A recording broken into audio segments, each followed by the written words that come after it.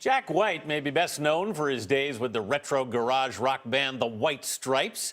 With his latest project, White is reaching way back to the early 1900s.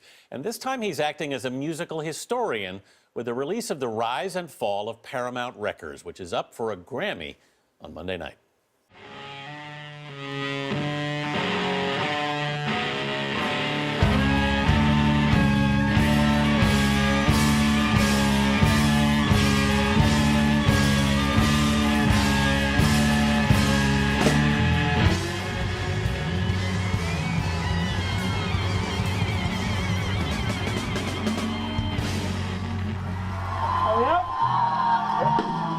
Side one is cut.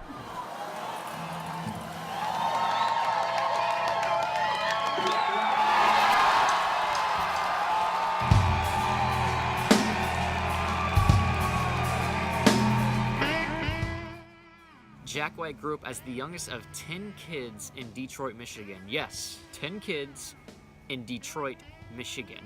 He later began his career not as a full-time musician, but as actually a furniture upholsterer. He would actually record and press up albums to actually hide inside the furniture that he was repairing. After being in a few bands and learning the ropes of live shows and touring, he met his soon-to-be wife, Meg White. Yeah, he took her surname, just one of the many bizarre things that he would do throughout his life. They began a little band called The White Stripes.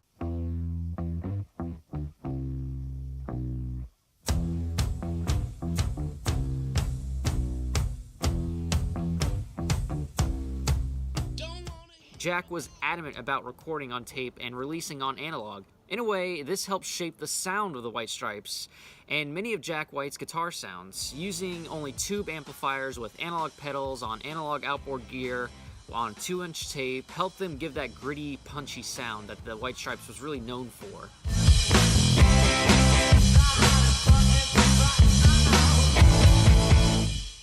Jack White produced all the White Stripes albums, the last 3 of which won Grammy for Best Alternative Music Album.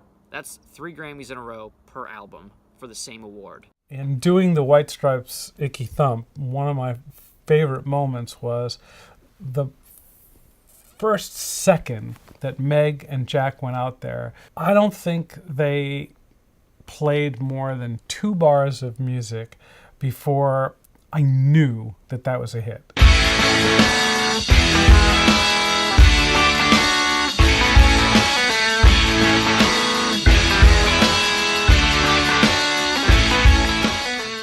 His actual breakout producer credit happened when he was working with a country icon, Loretta Lynn. Well, Portland, Oregon, and slow gin fizz. If that ain't love, then tell me what is.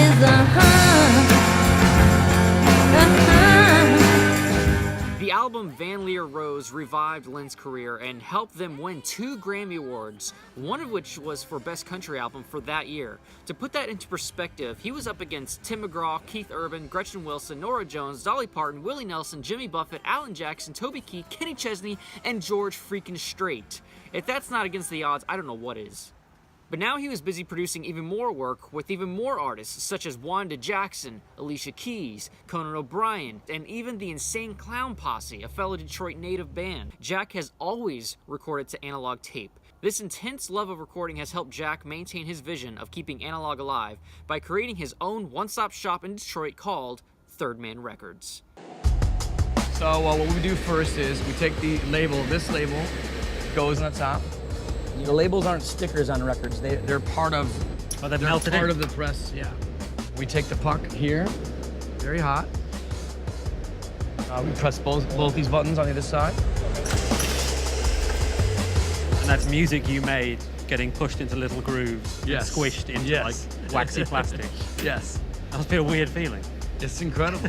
I mean, this was an album I recorded in my living room. And now you're making it in your factory. Yes. It's the only location of its kind in the world, and probably the only location where there isn't any computers to record in the box. Jack White has gone from a kid hoping to find a record in a record store to being the person who ensures that it lasts for years to come. He's a producer who has produced some of the most prolific artists of our time and times past, and brought back their careers and made it shine even brighter than before. Jack White is my producer.